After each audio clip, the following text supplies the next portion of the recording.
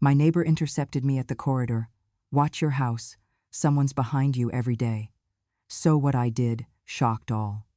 I was coming back from the corner store with a small cart of groceries. Nothing fancy, just eggs, a loaf of bread, and 2 soft potatoes for dinner. The wind in Cleveland bit through my coat sleeves, but I was used to it. Cold never scared me. Loneliness did. I was turning the key in the front door of the building when I heard someone call my name, not loud, not angry, but urgent in a way that made my bones tense before my ears even caught the sound. "Edith," she said. Gladys stood a few feet away, wrapped in a thick shawl, eyes darting down the hallway like she was hiding something or someone. She was my neighbor from the 3rd floor.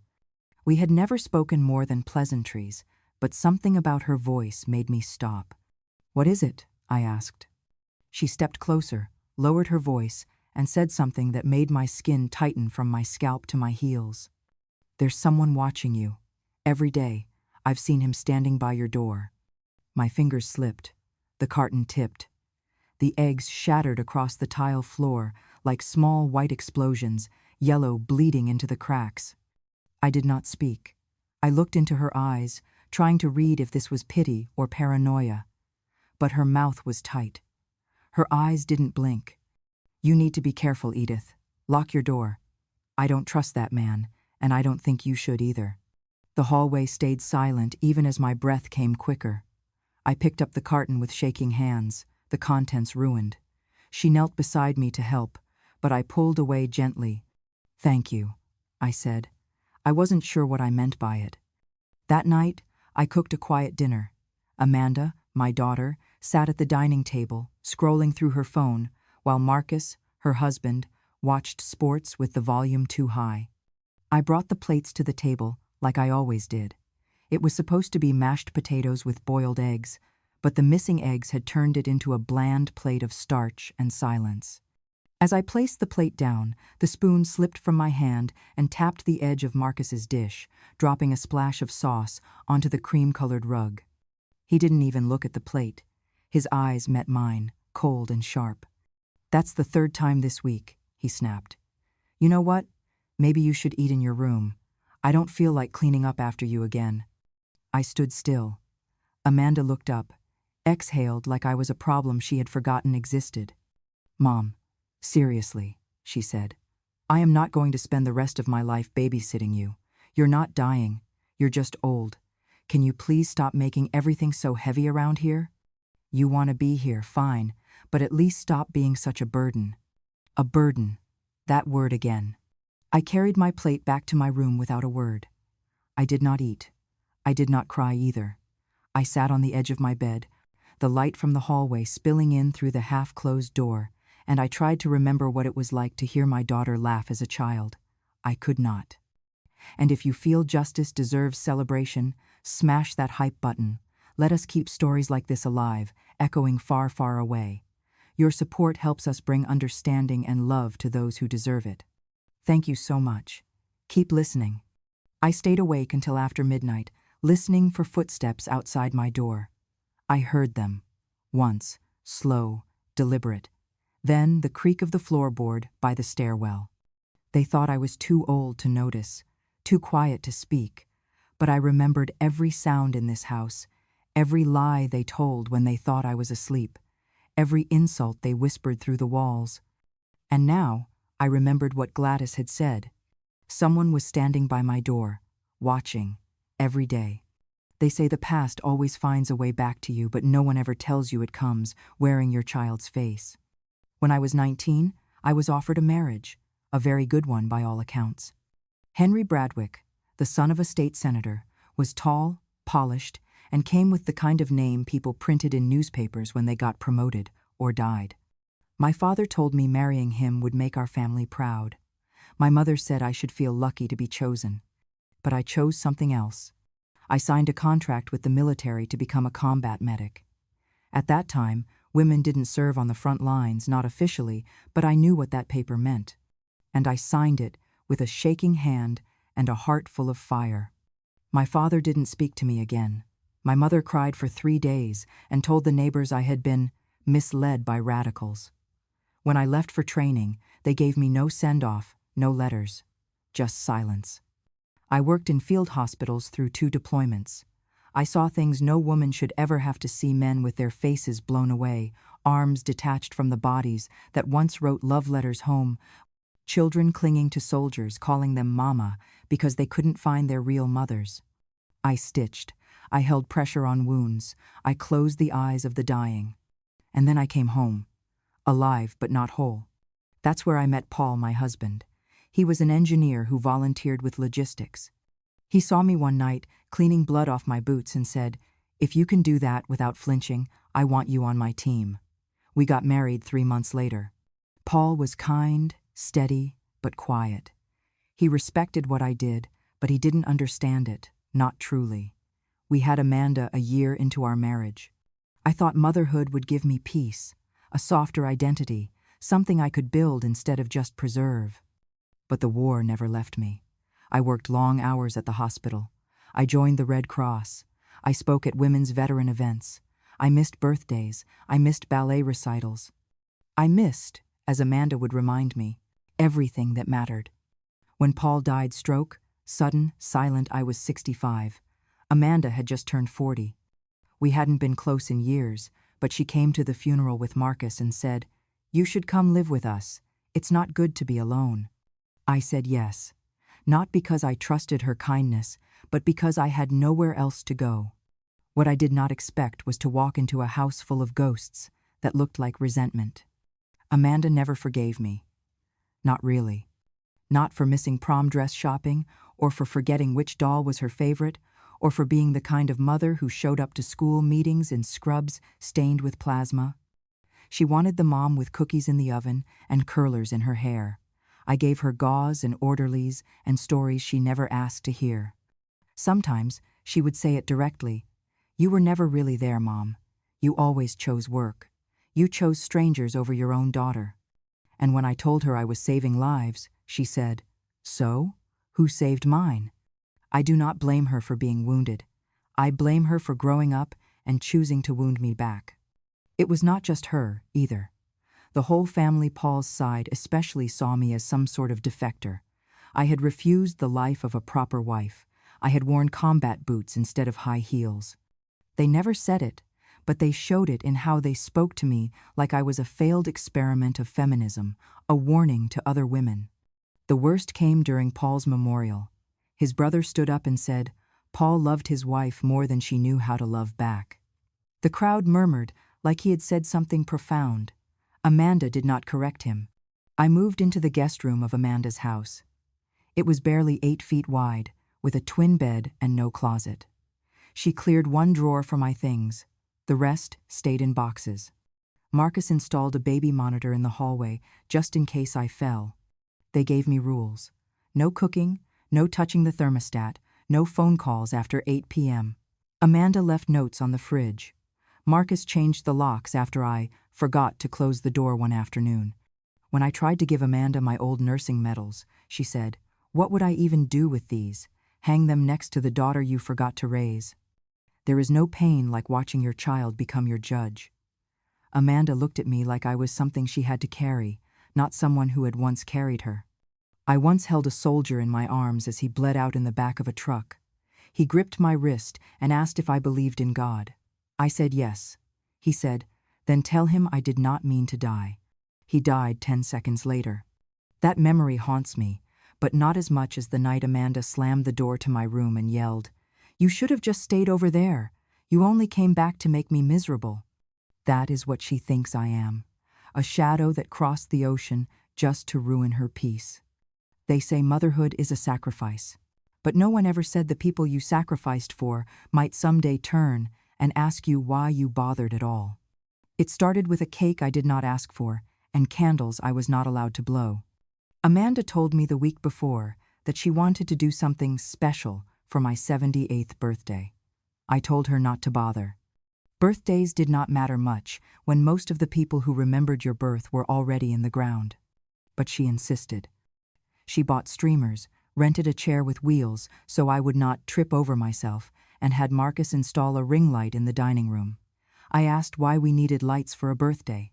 She said, "Oh, it's just a little live stream for friends and family." It was not. The day came. Amanda dressed me in a pale yellow sweater that clung too tightly around my waist. She brushed my hair into a soft bun. I saw myself in the mirror and did not recognize the woman looking back. I looked tired, or maybe just erased. They rolled me into the dining room and told me to smile. There were 2 phones set up, one angled at my face, another wide shot of the room. Marcus adjusted the lighting.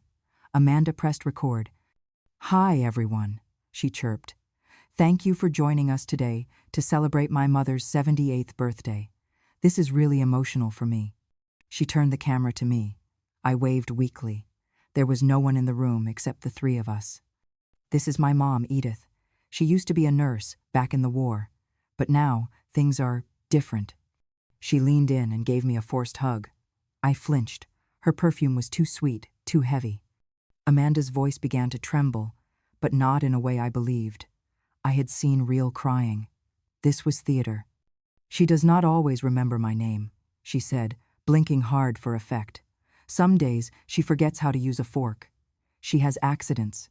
She gets confused." I opened my mouth to speak, but Marcus shot me a look so sharp I froze. She is still my mom, and I love her. But caring for her has become a full-time job. That is why we are asking for your help today. She pasted a link to a donation page on the screen. The headline read, "Help us care for Edith, a forgotten veteran." She was not done. She played pre-recorded clips, one where I dropped a spoon, another where I was sitting quietly in my room staring at the wall. She cut the sound and added soft piano music. To anyone watching, I looked lost. Helpless, pathetic. She never showed the clip of me teaching her son how to bandage a scraped knee. She never showed me reading in full sentences, or washing dishes without help, or correcting Marcus when he forgot the name of his own boss. She showed only what would bring pity. The comments started pouring in. "She looks so fragile. Poor woman. My grandma was the same. I donated. God bless you for doing this." Amanda thanked every one of them. She cried once on cue, wiping a tear that did not fall. Marcus zoomed in at just the right moment. Gladys was there. She had been invited as a friend, but stayed near the hallway, pretending to scroll on her phone. What Amanda did not know was that Gladys had her own phone recording everything from the corner, unfiltered. Gladys captured Amanda, laughing in between shots, caught her adjusting the brightness on her eyes to make them shinier, caught Marcus whispering, "This is going to blow up. People love sad old war stories." And the worst part? When Amanda thought no one was watching, she looked right into the phone and said, "She doesn't even know we're live.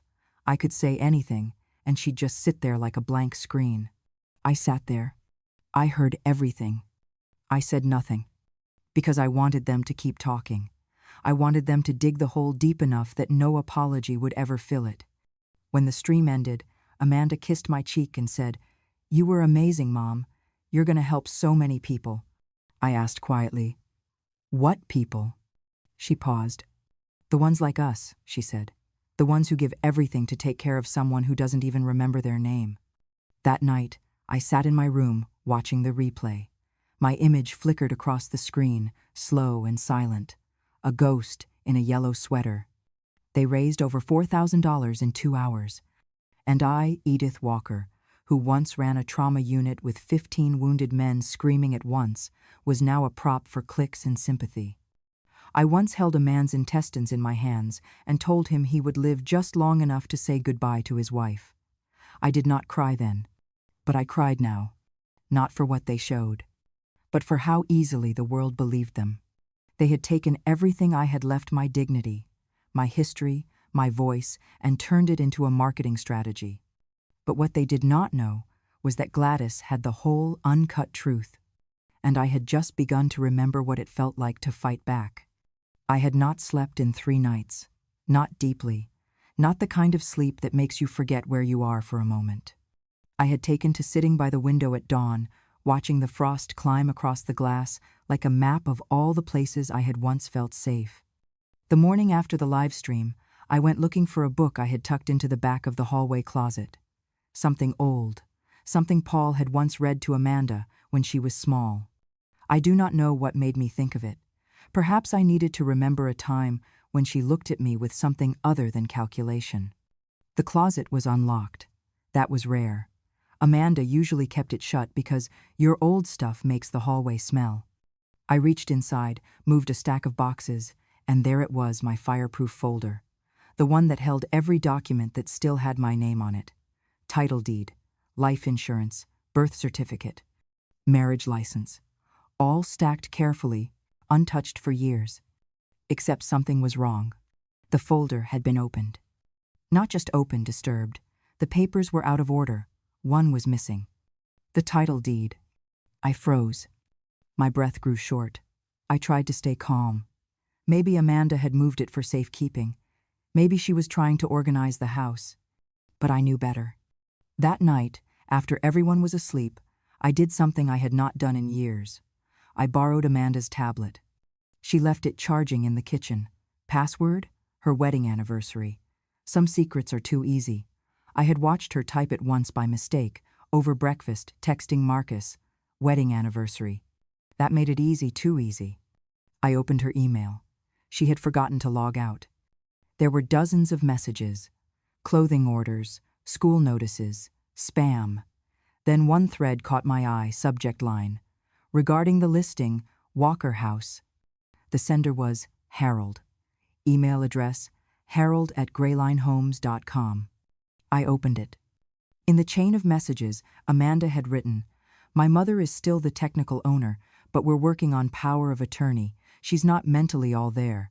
You'll have the documents by Friday. Marcus says you two go way back." The email included a scanned copy of the title deed with my name. I nearly dropped the tablet. They were planning to sell my home. The home Paul and I bought together. The only place that still had the smell of his books, his records, the lamp he fixed 6 times instead of replacing because good things are worth repairing. I closed the tablet and returned it silently. My heart thudded in my chest like a drumline before a battle. The next morning, I called Gladys. I did not tell her everything over the phone. I just said, "Can you come by for tea?" She arrived with a notepad and a sharpness in her eyes that reminded me why I liked her. She had not always been retired. After I explained what I found, she narrowed her gaze. "Harold Gray?" she said. "I know him. Slimy little real estate broker. He and Marcus went to school together, got into some lawsuit a few years back for pushing elderly people into selling cheap." I felt cold in my fingertips. "What are my options?" I asked. Gladys sighed. "If they get you declared mentally incompetent, they can sell the house without your consent. All they need is a medical evaluation and a forged signature on a few things." I swallowed. "What if I go to the bank and move my money?" I asked. "You can try," she said. "But if they've already filed paperwork questioning your mental state, they might freeze your access." I decided to go anyway. That afternoon, I put on my good coat, the one with the stitched collar and deep pockets. I walked 2 blocks to the local branch where Paul and I had opened our joint account 40 years ago. The clerk at the window was polite, too polite. When I asked to withdraw a large portion of my savings, she hesitated, typed something, then looked up, expression softening like she was about to deliver bad news at a funeral. "I'm sorry, Mrs. Walker. There's a flag on your account. We'd need documentation to proceed, something that confirms your current mental competency." "What kind of documentation?" "A letter from a licensed physician or legal guardian stating that you're capable of managing your own finances." My hands clenched at my sides. "I have been managing my finances since before you were born," I said. But she had already turned away. I walked out without my money. That night, Amanda was in a good mood. She poured wine, she laughed louder than usual. Marcus grilled steaks on the patio, like we were some perfect little family. Amanda even kissed my cheek and said, "You're looking sharp today, Mom. Did you go for a walk?" I looked into her eyes. "Just checking on things," I said. She smiled. "Good. It's nice when you get some air." She had no idea I knew. Not yet. But the foundation of her little scheme was cracking, and she could not even hear it. After dinner, I met Gladys in the laundry room. She handed me a flash drive. Everything you need, she said. Emails, call logs, even screenshots of the listing they made just for preview. I held the tiny device like it was a grenade with the pin still in. They want to take everything, I whispered. Then take it back, Gladys said. I nodded. It was not over. It had not even begun. It came folded neatly in a yellow envelope, placed beside my morning tea like it was nothing more than a dentist reminder or a church newsletter.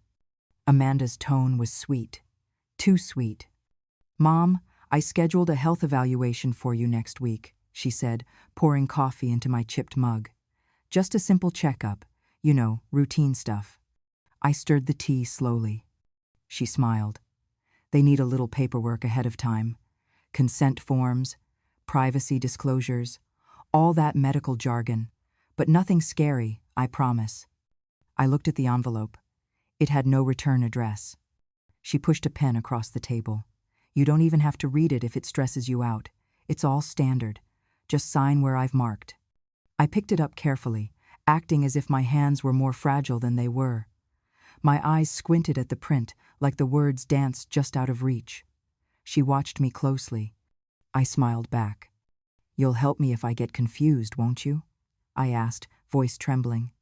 Of course, Mom, she said, patting my shoulder. That's what daughters are for. But Amanda was never that gentle unless she needed something. I opened the document. It was long. Legal. The first paragraph was filled with jargon, but even through the blurred words, I caught the phrase, power of attorney. She had not even bothered to hide it. The second page had 2 signature lines. One for me, one for a notary I had never heard of. I hesitated, then reached for the pen with my left hand. She tilted her head. You're right-handed, aren't you? She asked. I looked at her, eyes wide, then down at the pen like I had forgotten. Oh, I must be more confused than I thought. I signed the line with a shaky scrawl, deliberately looping the letters too high, pressing too lightly. I am right-handed, always was, so using my left hand was the smallest tell they refused to see. Amanda watched, satisfied. 2 hours later, she was humming in the kitchen.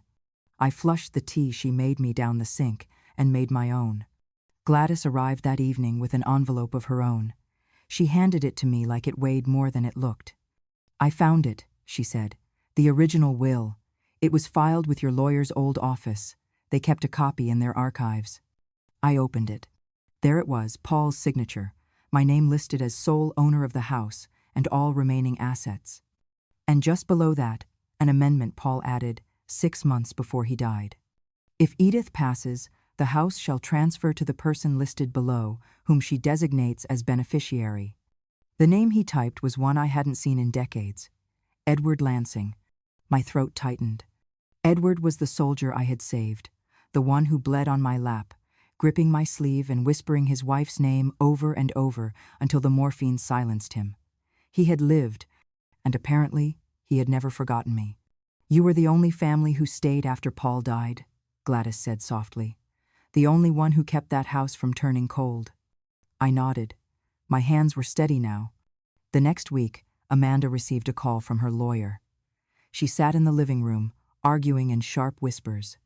What do you mean it didn't match? She hissed into the phone. She signed it. I watched her. Then a pause. Her face drained of color. She signed with the wrong hand? That's enough to void it?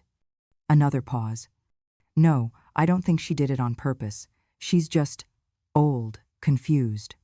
I smiled from the hallway. They thought I was a confused old woman.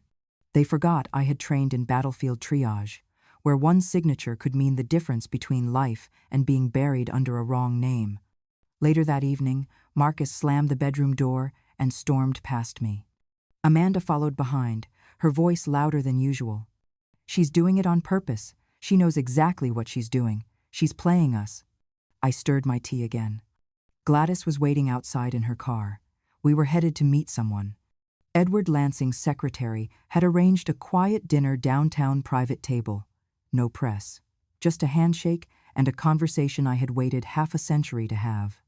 When Edward walked in, I recognized him instantly. He had aged silver hair, slower steps but the same eyes. Fierce, intelligent, grateful. He held my hand for a long time. "You pulled me out of the fire," he said. "I promised myself if I ever had the chance, I'd return the favor." I nodded, unable to speak. Then, he opened his briefcase and slid across the table a set of documents, notarized, ironclad, already signed. "I want to buy the house," he said. "Not to live in, to preserve it. For you, and for the story you never got to tell." My hands trembled. "Why now?" "Because I watched that live stream," he said, "and I know exploitation when I see it." He smiled. "You're still a soldier, Edith. Let me be your shield this time." I left that dinner with more than just a contract. I left with the knowledge that my story was no longer theirs to distort. They tried to steal my house with a forged document. But I signed the future with the truth and the right hand. The doorbell rang on a Wednesday morning, sharp and sudden, like it belonged to someone who never had to wait for permission. Amanda was still upstairs, likely texting Marcus about their latest, delayed paperwork. I opened the door slowly, expecting a delivery. Instead, a black car sat outside, and standing on my porch was Edward Lansing. He wore a charcoal gray coat, his hair swept neatly back, and a cane that looked more ceremonial than necessary. The man looked exactly how a billion-dollar CEO should look: imposing, unreadable. But when his eyes met mine, they softened. "Mrs. Edith Walker," he said. "I hope I am not too late." I blinked. "I told you I'd return the favor, didn't I?" He stepped inside. I guided him to the living room. Amanda's voice rang out from the stairs. "Who is it?" "Just a friend," I called back. She appeared at the railing a moment later, mouth parting when she saw the man seated across from me. "Mr. Lansing?" she said. "From Lansing Medical Group?" He stood and nodded curtly. "Amanda, is it? We've corresponded briefly. Harold forwarded your name." Her smile cracked like a faulty windshield. "Oh, I didn't know you were, personally involved." He looked at her like one might look at a bug on a menu. "I am now." She turned pale. Edward turned back to me. "May I speak plainly?" "Please," I said. He placed a folder on the table between us. Inside were 3 contracts, each already signed, each dated this week. "I've purchased the entire block," he said calmly. "Not just the house, the land, the adjoining property lines, even the small parcel across the alley. I wanted to ensure there was no legal ambiguity." He said his foundation had funds reserved precisely for preserving veterans' legacy properties, and my house qualified under the application he filed 6 months earlier. Amanda gasped. "You bought what?" "That's not possible," Harold said. "We had the paperwork lined up." Edward looked at her, unblinking. "Did you really think you could exploit your own mother and walk away with real estate profits while hiding behind fraudulent power of attorney?" Amanda's mouth opened, then shut again. She glanced at me, then back to him. "She's not well. I mean, you saw the live stream." "Oh, I did," he interrupted. "I watched every second. The problem is, I also saw the unedited version." He looked at me then, softer. "Courtesy of your neighbor, that woman deserves a journalism award." Amanda stepped forward, voice rising. "This is a misunderstanding. You don't know everything that goes on in this house." "I know enough," Edward said. He stood. "I'm turning this house into a historical site, a foundation in your mother's name, the Forgotten Mother Project. It will honor caregivers, veterans, and women erased by history. You will not live here. You will not profit from this. And if you attempt to interfere, I assure you I have more lawyers than you have excuses." She tried again, quieter this time. "But this is our home." "No," I said, finally standing too. "This was mine, and you were just squatting in it." Amanda's eyes welled with tears, not grief, but rage. "You can't do this." Edward didn't flinch. "I already did." Within the hour, movers arrived not for me, but for them. A legal team supervised the transition. Every item Amanda and Marcus had brought in boxed, labeled, and left on the curb. A local sheriff's officer posted the court order on the front door. "Eviction due to fraudulent activity." Marcus came rushing home just in time to see Amanda sobbing on the front porch. He tried to barge in. The officer stopped him. "You're trespassing now." "What the hell is going on?" Marcus barked. I stepped outside, calm. "Your friend Harold made the mistake of assuming I had no allies left." He sneered. "You're just a bitter old woman who couldn't let go." "No," I said. "I'm a woman who learned silence only benefits the abuser." Amanda dropped to the ground beside her boxes. "This isn't fair," she whimpered. I leaned down slowly, meeting her eyes. "Fair was never your concern. You wanted easy. You wanted power without responsibility. And now you'll have freedom, just not under my roof." Word spread quickly. Within a week, the story hit the local papers. Daughter accused of exploiting elderly mother, exposed by billionaire benefactor. Photos of Amanda and Marcus on the porch, teary, disheveled, disgraced, went viral. They lost everything. Their jobs, their standing in the community. No one wanted to hire a woman who lied about her mother's mental state for online donations. No one trusted a man who aided in the scheme. Meanwhile, construction began. The house was preserved exactly as it had been, the furniture, the photos, the old nurse's uniform folded neatly in the closet. By the front gate, they placed a plaque. "The House of the Forgotten Mother, in honor of Edith Walker, caregiver, nurse, survivor." And beneath that, "Sometimes the quiet ones remember everything." Visitors came in waves, journalists, school children, other veterans who said, "She reminds me of my mother." But Amanda never came back. She moved 2 states away. Marcus disappeared from the headlines. Their names, once linked to an inheritance, were now tied to betrayal. As for me, I stayed. Not in the big house, but in a small cottage just behind the garden, Lansing insisted. "You earned more than walls," he said. "You earned legacy." He was right. They tried to make me invisible. Instead, I became unforgettable. It was the first snowfall of the year, early and heavy, blanketing the garden and the roof of the old house that was no longer just mine, but now a public monument.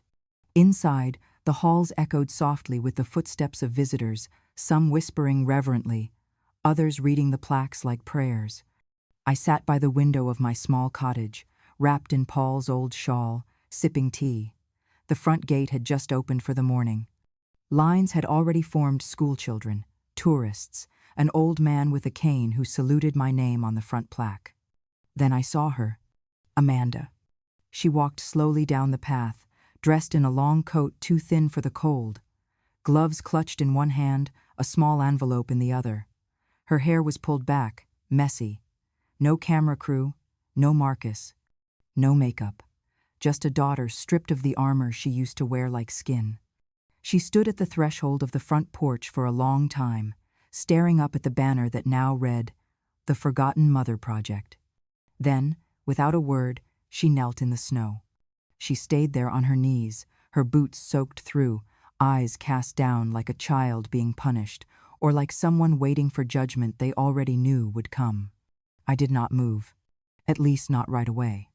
I watched as the first few visitors passed her, confused, whispering. Some recognized her. One woman snapped a photo. And then the press came. The story had never really gone away. The fall of Amanda Walker, daughter turned villain, had become a symbol for everything wrong with how we treat our elders. Her photo was still used in op-eds, debates, academic papers.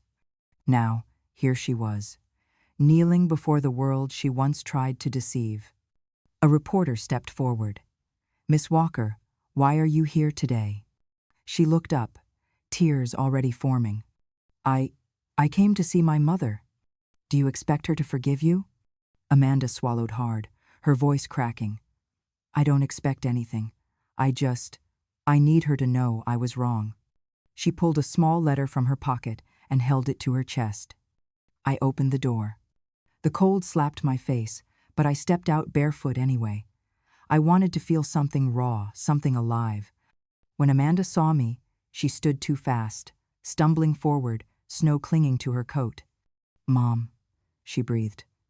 "I'm sorry. I was wrong. I was selfish and cruel, and I used you. I know that now. Please, please, can you forgive me?" Her voice broke. "I lost everything. Marcus, My job, our name, and I deserve it. But I need you to know, I see you now. I see what I didn't want to see. I did not answer. Instead, I reached into my pocket and pulled out something I had saved for this moment, though I never believed she would come. A folded letter, worn at the edges, yellowed slightly with time.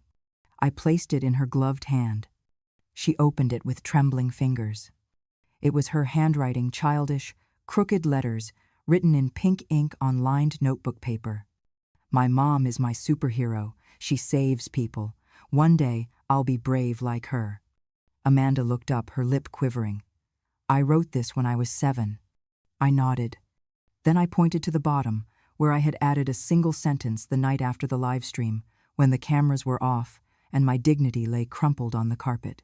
Even superheroes bleed, especially when the person holding the knife is their own child. Amanda's knees buckled. She clutched the letter to her chest and collapsed to the porch steps. The reporters surged forward. Mrs. Walker, do you accept her apology? I looked straight into the camera. I accept the snow for falling. I accept the wind for being cold. But some things, I said slowly, are not mine to forgive. I turned and walked back inside, closing the door softly behind me. Amanda did not follow. She sat there for another hour, in the snow, the letter pressed to her heart, the cameras flashing, and the world watching a woman finally learn what it costs to forget the hand that once held you through the night. My days now begin with voices. Not the harsh, hurried tones of Amanda's complaints, nor the cold commands of Marcus. No, these voices belong to children on field trips, to nurses who bring their own mothers to visit, to women who read every plaque like it's the story they were never allowed to tell. I live in a small cottage behind what was once my home, now the heart of a movement, the Forgotten Mother Project. Every inch of the house has been restored, not just physically, but truthfully. Photos line the walls. My old nurse's badge is framed beside Paul's compass. Even my uniform hangs in a glass case, the Red Cross still bright despite the years. People ask questions when they visit. Was it really your daughter who tried to sell the house? Do you regret not staying home instead of going to war? Did you ever forgive her? I answer only what I choose, not out of bitterness, but because some parts of me still belong to me alone. The media came back months after the grand opening, not for scandal, this time for reverence. They called it a miracle of restoration, not of the building, but of history, of truth. And then came the letters, one from a woman in Kansas. I took care of my mother for 15 years, and when I got sick, my children left me. Your story helped me speak again. Another from a girl in Georgia. I want to be a nurse now, like you. Even a senator wrote, your strength reminds us what service truly means. But nothing touched me like the day they declared a new holiday. National Day for the Silent Mother. It began with a simple ceremony, a small gathering on the lawn, a microphone, a mayor who had once walked past me in the grocery store without knowing my name, now standing at a podium calling me a living archive of resilience. The cameras rolled as I stood beside the mayor, my hands clasped, my shawl draped across my shoulders like armor. He asked if I wanted to say something. I looked into the crowd, teachers, nurses, caretakers, daughters, sons, even strangers. I said, they called me a burden once, but I carried them, all of them, until I couldn't anymore. And they stood, every single one of them, applauding not because they pitied me, but because they saw themselves in me. That night, I returned to my room, lit only by the soft lamplight that Paul once read under. I pulled the curtains aside and looked out at the garden. The snow had melted by then. Spring crept in, soft and cautious. I stepped outside barefoot. The stone path was cold, but it didn't sting. At the edge of the garden stood a statue, not grand, not imposing, just a small sculpture carved from gray stone, delicate in its sadness. A woman seated on a bench, her hands folded in her lap, her face lifted toward nothing. On the base of the statue, the words I had written the night everything changed. I was a burden until they remembered I carried them. I ran my fingers across the letters. In the silence, I felt no weight. not even the past.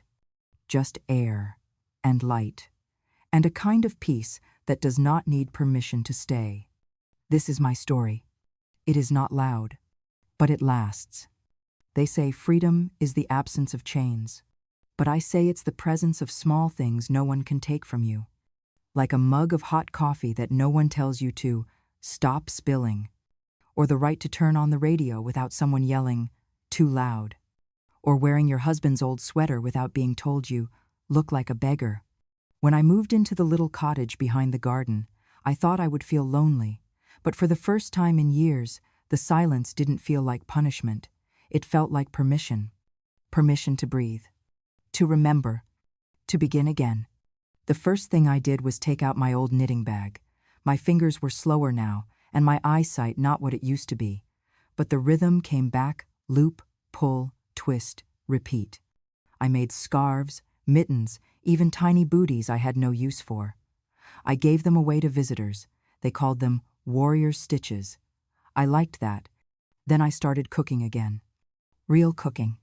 Not quiet microwave meals or rush toast before Marcus asked why the butter was low. I mean stews that made the walls warm, pies that flaked like memory, and sourdough bread with crusts that cracked like truth. Gladys came over for lunch every Wednesday. She brought flowers from her balcony garden. I brought stories. She said, "I forgot you used to laugh like this." I said, "So did I." Every Friday, a group of high school girls from the city came to volunteer at the museum. One of them, Lena, asked if she could interview me for a school project. She showed up with a phone, a notepad, and more curiosity than judgment. She asked, "What's the bravest thing you ever did?" I said, "Come home." She asked, "What's the hardest thing you ever forgave?" I paused, then said, "Myself." When she left, she hugged me. That hug lasted longer than most apologies. And I started writing again. Just in a journal. Nothing fancy. But I wrote letters to Paul, to the young soldiers I couldn't save, to Amanda. I never mailed them. That wasn't the point. The point was, I was speaking again, even if only to the paper. One afternoon, I found an old record player in the back closet of the museum. It was dusty, forgotten, like me. I cleaned it, oiled the parts, and played Paul's favorite, Ella Fitzgerald. When Someone to Watch Over Me played, I danced. Alone. Not like a woman pretending her bones weren't tired, but like someone who didn't care anymore if they were. Visitors began to call me Miss Edith, like I was someone worth knowing. One little boy brought me a drawing. He said, "This is you fighting dragons." I said, "Close. I fought something scarier, my own blood." He didn't understand. That was good. Some things children shouldn't have to. In the spring, I started a garden, just a small one, tomatoes, basil, lavender. I talked to the plants, called them by names of nurses I served with. "Grow strong, Marion. Keep reaching, Beth." Gladys called me eccentric. I called it survival. Every seed I planted was a reminder. I am still here, still building, still nourishing something, even if no one says thank you. One day, I bought a bicycle. Not a big one, a 3-wheeled cruiser with a basket. I rode it down the block every Sunday. Locals waved. Tourists took photos. A little girl asked, "Aren't you too old to ride a bike?" I said, "Aren't you too young to know what's impossible?" Her mother laughed. She didn't. There was a moment during all of this when I looked around at the museum, the garden, the visitors, the letters, the food on the stove, and thought, I am no longer surviving. I am living. And in this life, I answer to no one's disappointment. I live by no one's expectations. I mourn nothing I gave up for the right to be free. I will never be the mother Amanda wanted. And she will never again have the power to make me feel ashamed for that. That is what freedom taught me. That you don't need their apology to heal. You need your own permission to stop waiting for it. Thank you for staying with me until the end of my story. If you've ever been overlooked, silenced, or made to feel like you were too old to matter, know this. Your story still has power. Your voice still carries weight. And sometimes, the quietest ones leave the deepest marks. If this story moved you, if it reminded you of your own strength or someone you love, please take a moment to subscribe to Grandma True Stories. Here, we honor the unheard, the unseen, and the unforgettable, because revenge has no expiration date. And when a grandma speaks, the world finally listens. Thank you for listening. I'll see you in the next story.